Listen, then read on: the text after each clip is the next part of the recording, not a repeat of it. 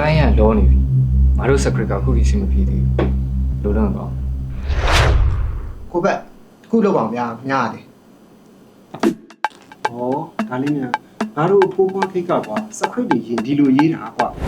ဟဲ့လူတော်ပါတော့ဗျာခင်ဗျားကလေအခုကဘယ်နှခုနှစ်ရောက်နေလဲသိတယ်နောက်25 AI ခေတ်ရောက်နေပြီဗျာခင်ဗျားကလေအဆင်မပြေပါဘူး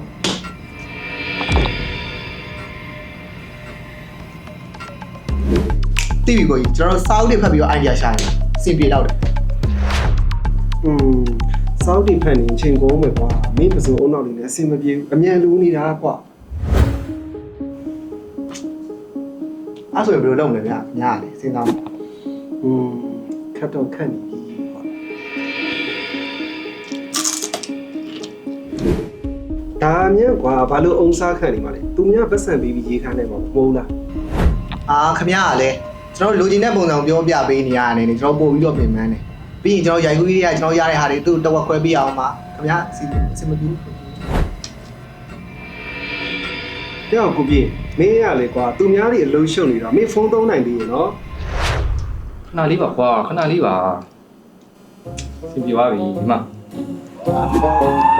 Oh my god ကိမ်မချက်ကြည့်ပြီးစီမေးတယ်ပြီးဘာတိုင်းပါ